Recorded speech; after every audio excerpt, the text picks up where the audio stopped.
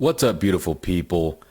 I actually recorded this the other day, and for some reason the frame rate was all off. Blame my internet connection, but here's round two. I told you I would be launching a series called Health Musings, and a musing is a deep thought or a period of reflection.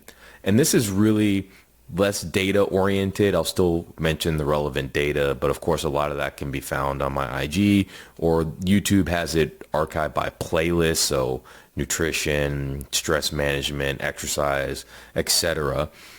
However, I really wanted this to be more about looking at things from a different perspective, or maybe a perspective that I hadn't seen a lot of on social media. I have a unique background when it comes to health. I'm a pharmacist. I did inpatient and outpatient pharmacy. I'm a physician, both inpatient and outpatient. Internal medicine is my practice. I was a hospitalist as well. And then I have experience with health tech startups, healthcare startups, with supplement companies, with professional speaking related to health and wellness. So a lot of different avenues. I also have an MBA, so I've been trained in business, and I've done business development and business consulting for some of these healthcare and health tech startups as well. So I tend to look at things from multiple different angles. And one of the things that I wanted to talk about in this series was fasting, because there's a lot of charlatans out there who claim that fasting cures everything. And then there's people who are on the opposite end who are like, fasting does nothing and it's not worthwhile and has no unique health benefits. And while that may be true, I wouldn't say it conclusively that fasting has no unique health benefits, because that makes it sound like the research has been settled. I would say that we haven't found a unique health benefit for cardiometabolic health, because that's what most people are talking about, like weight management, blood glucose, blood lipids, blood pressure, that type of thing. We haven't found a unique benefit. And what do we mean by unique benefit? When we compare this to caloric restriction for cardiometabolic outcomes, we don't see that fasting is superior in really any meaningful way compared to caloric restriction. So that's what they mean when they say fasting has no unique health benefit. But that's only looking at things like cardiometabolically. And like I said, that seems to imply that the research is settled. I prefer to say we haven't found a unique benefit for cardiometabolic health, because that keeps the gateway and the door open, because someday with some new research technique or some smart person looks at something differently, they may find that fasting has a unique benefit. I know people are looking at fasting for HDL efflux, cholesterol efflux capacity. That's the ability of HDL to pull cholesterol out of tissues and take it back to the liver. There seems to be a component there related to fasting. That fasting does increase that, but we also seem to see that with certain weight loss interventions like bariatric surgery. So that may not be a unique benefit to fasting as well. That research is really still in its infancy, looking at cholesterol efflux capacity. Now, what I wanted to really spend time talking about, and this is mostly my experience and my opinion with fasting. So this is anecdote. This is not, gospel. This is not me talking about randomized controlled trials. For this stuff, I don't know if there's trials out there that demonstrate this, but I'm going to talk about what I've experienced with fasting and what I've heard from other people who have experienced with fasting. Currently, I do periodic fasting. So that is every Sunday, I do about a 20 to 24 hour fast, and I mostly do that for religious reasons. I also do it some for calorie restriction, so I don't count my calories right now. I know approximately how many calories I'm getting in a meal. I aim for about 600 to 800. I eat 3 times a day, and I'll eat a snack of some nuts or dried fruit or something like that if I'm hungry. It helps me to moderate my calories without having to count my calories. It's a form of restriction for me, is to fast on Sundays. I also like it because of religious purposes. I don't think I hide from anyone that I'm a Christian. It's in my profile, child of God. My faith is very important to me in how I practice medicine and how I live my life. And if you look at the Bible, we'll start there. The Bible tells us that fasting is good for us. It is a thing that is recommended from God. And if you look at what are the biblical benefits or the religious benefits to fasting, I think it helps us overcome temptation. It helps us draw closer to God. Fasting has been associated with people repenting for their sins, with worship, with seeking sustenance in God, for being thankful for the bounty that he provides.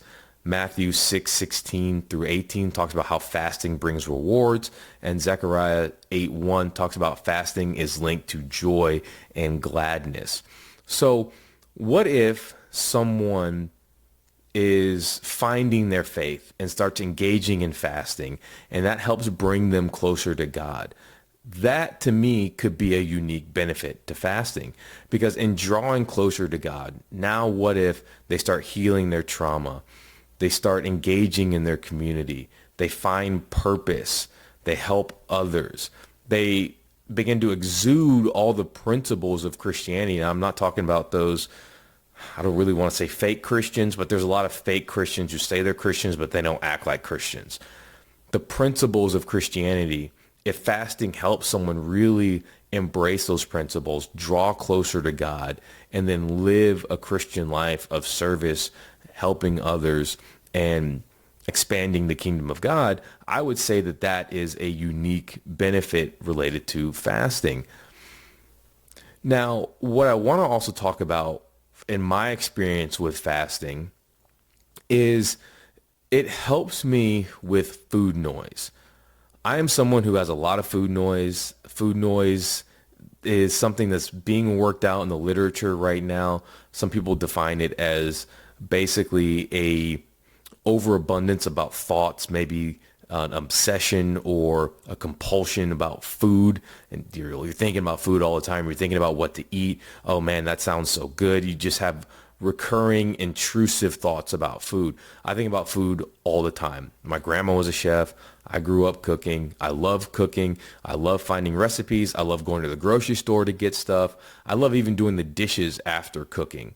I love watching, most of the time I'm cooking for my wife, seeing her reaction to good tasting food, and that makes me feel good. The whole process, everything about the process of cooking, I thoroughly enjoy, and I think about food all the time. I have a lot of food noise. And I found that one of the things that fasting helped for me was to help with that food noise. And it's more of like a mindfulness thing for me.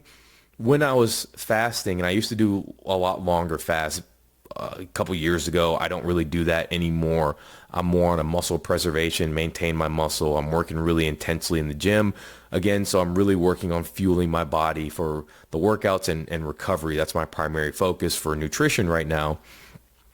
But what I found is when I was going through that fasting experience, it taught me how to take that food noise, take those intrusive thoughts, and show me that I can really let those thoughts just pass through me.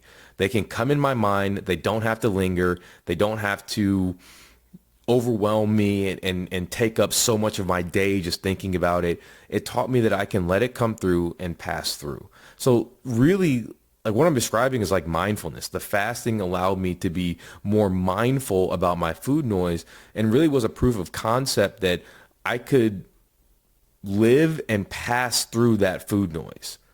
That to me was really important and a really successful step in my journey with having a healthy relationship with food. It also taught me that I can be comfortable and okay with discomfort, the discomfort of hunger, the discomfort of not enjoying chewing. I forgot to mention that earlier, but I get a lot of hedonic pleasure from chewing. So I'm the kind of person that I used to chew a lot of gum. I used to chew on straws. I used to chew on toothpicks. I get a lot of hedonic pleasure from mastication, from chewing. It helped me be able to regulate those urges and that control.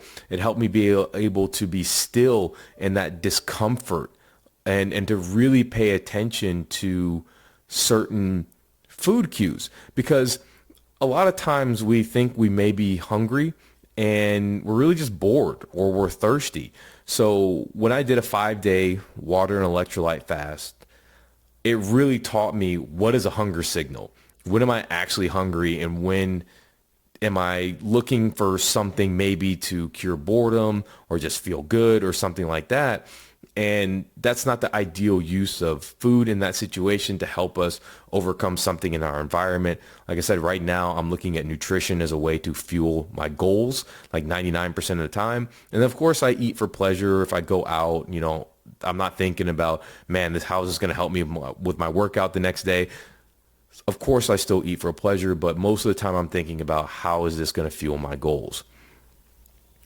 And so that really helped me reorient my relationship with food, being okay with the discomfort, being okay with being a little bit hungry, realizing that wasn't the end of the world and that discomfort would pass.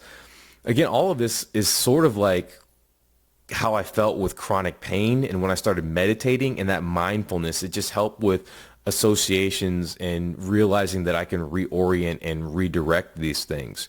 So that to me is a conversation, both of these two things, talking about fasting in the religious context and then also fasting in regards to food noise, resilience, doing hard things, becoming comfortable in discomfort, being able to better listen to and feel hunger and food cues. I don't know if any of that has any clinical data on it. I've done a cursory look. I didn't really see anything. I really haven't done a deep dive on any of those things I just said. I would love to see some studies on those. If you know of any, absolutely feel free to let me know. If you have a different opinion on fasting from what I just presented, let me know. And of course, I'll continue to share research studies that I think are appropriate.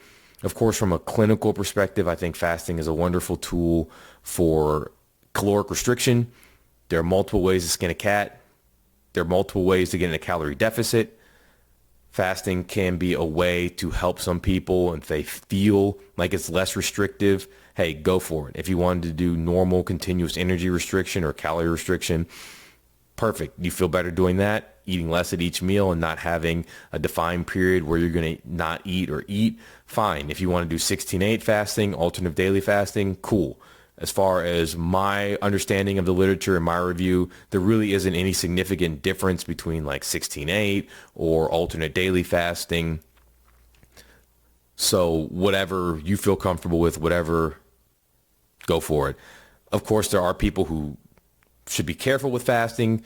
Anybody who's going to do this should talk to their physician. I'm not saying everybody go do like a 5-day fast like I did.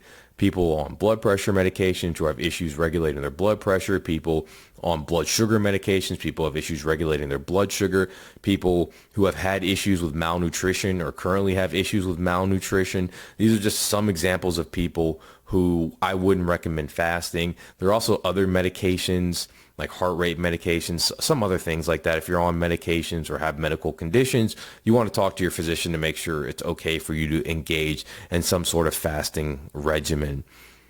All right. Well, that's been me rambling. This is the first episode of Health Musings. Let me know if there's anything you want to hear my opinion on. I have a whole list of things I want to talk about.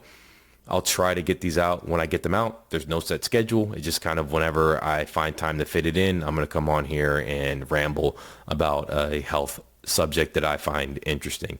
Okay, y'all have a blessed evening. Thank you for tuning in.